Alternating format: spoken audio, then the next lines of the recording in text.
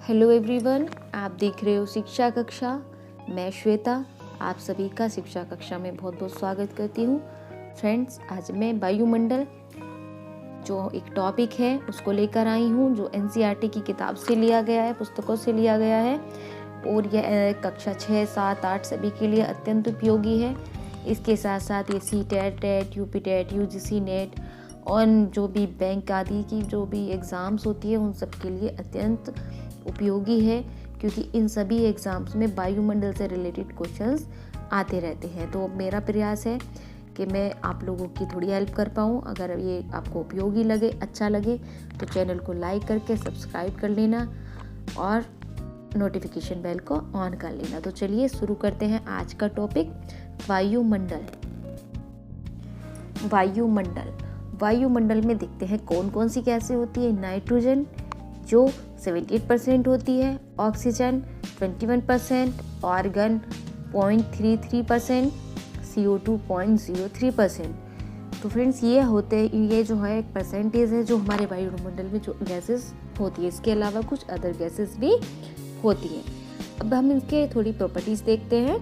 धरातल से अंतरिक्ष में जाने पर ताप दर कम यानी प्रति 165 मीटर पर 1 डिग्री ताप जो टेम्परेचर होता है वो कम होता चला जाता है। यानी अगर हम 165 ऊपर जाएंगे तो अंतरिक्ष की तरफ जाएंगे तो 1 डिग्री जो टेम्परेचर है वो कम होता जाता है। तो इसको क्या बोलते हैं? तापांतर दर बोलते हैं। इसके बाद है प्रकीर्णन के कारण आसमान नीला दिखाई देता है। यानी जो प्रकीर्णन होता है उसी की वजह से आकाश नीला दिखाई देता है। ओजोन गैस पराबैंगनी किरणों से मानव की रक्षा करती है। ये हम सभी जानते हैं, ये हमारी रक्षा शील्ड बनी हुई है। फ्रेंड्स, इधर चित्र में भी मैंने दर्शाया है। ऑक्सीजन येलो कलर में, आर्गन, कार्बन, ये इनको जो अदर गैसेस हैं उनको रेड कलर में और नाइट्रोजन को पर्पल कलर से दिखाया गया है।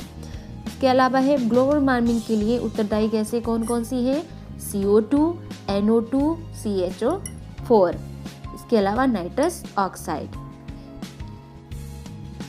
ये क्या है? SP18 26 नवंबर टू 7 दिसंबर 2012 में ये दोहा कतर में आयोजित किया गया था।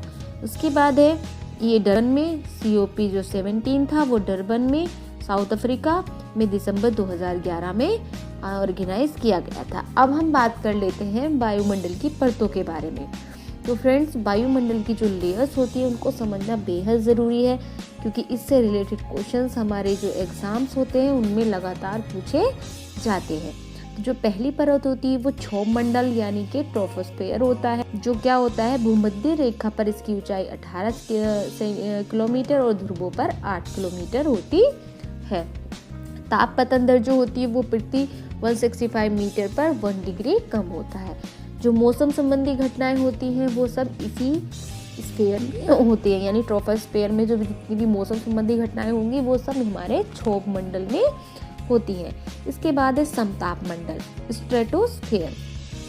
इसी परत में ओजोन पाई जाती है, यानी जो समताप मंडल है उसी के अंदर हमारी ओजोन पाई जाती है। तापमान समान पाया जाता है। वायुयान जो होते हैं वो इसी परत के अंदर उड़ते हैं। ओजोन गैस पराबैंगनी किरणों से हमारे यहाँ पे रक्षा करती है। इसके बाद हम देखते हैं आयन मंडल, रेडियो तरंगों को परावर्तित करती है। ये जो आयन मंडल होता है वो रेडियो तरंगों को परावर्तित करता है। इसके अलावा देखते हैं हम बाह्य मंडल, एग्जोस्फेयर। तो यहाँ पे देखिए डायग्राम द्वारा बताया गया, पृथ्वी है, ऊपर है इसकी आणविक नाइट्रोजन परत, उसके ऊपर ऑक्सीजन की परत, उसके ऊपर हीलियम की परत, और ये यहाँ पे इनकी हाइट की नंबर्स में लिखी गई है, आप इसको क्लियरली देख सकते हो। ये क्या है? विभिन्न गैसों की परतें इसके द्वारा शो की गई हैं। और यहाँ पर देखिए, यहाँ से हमने चित्र द्वारा भी वायुमंडल की परतों को दर्शाने का प्रयास किया है। यानी जो हमारा क्षोभ मंडल है, मौसम संबंधी जितनी घटनाएं होती हैं वो सब, बादल का बनना, बिजली का चमकना, सब हमारे क्षोभ मंडल में होती है। इधर ध्रुवों पर 8 किलोमीटर और भूमध्य रेखा पर 18 किलोमीटर होता है। अब ये जो समताप मंडल होता है, यहाँ पे वायुयान उड़ते हैं, वायु गुब्बारे उड़ते हैं। ये हमारा 18 से 50 किलोमीटर के बीच होता है। इसके बाद है मीजोस्फेयर, जो 50 से 80 किलोमीटर के बीच होता है। इसके बाद हमारा आयन मंडल है, जहाँ पे रेडियो जो तरंगे होती है उनको परिवर्तित किया जाता है। उल्का पिंड भी यहीं पर पाए जाते हैं। इसके बाद ये 80 से 640 किलोमीटर तक होता है। इसके बाद होता है हमारा परिमंडल यानी पेरिस्फेयर, एक्सोस्फेयर, जो कि यहाँ पे हमारे जो कृत्रिम उपग्रह वगैरह होते हैं वो हमारे यहाँ पर उड़ते हैं। तो फ्रेंड्स, ये था मेरा वायुमंडल। एक बार हम इसको रिवाइज कर लेते हैं। जो हमारी मौसम संबंधी घटनाएं होती हैं वो हमारी सब सौरमंडल में होती हैं, और जो हमारी समताप मंडल में पाई जाती है। अब और समताप मंडल की एक और प्रॉपर्टी है, वो क्या है, यहाँ पर वायुयान उड़ते हैं। इसके बाद है हमारा मध्य मंडल। मध्य मंडल के बाद हमारा आयन मंडल है, जहाँ पर के रेडियो तरंगे परावर्तित होके आती हैं। इधर मैंने गैसों का परतें दिखाई हैं, आप इसको अच्छे से समझ सकते हो। तो फ्रेंड्स, ये मेरा आज का वीडियो था आप लोगों के लिए। आप सभी का शिक्षा कक्षा में बहुत बहुत स्वागत है। और फ्रेंड्स, अगर वीडियो पसंद आया तो उसको लाइक, शेयर और कमेंट करें, और मिलते हैं अगली किसी वीडियो में। Bye bye.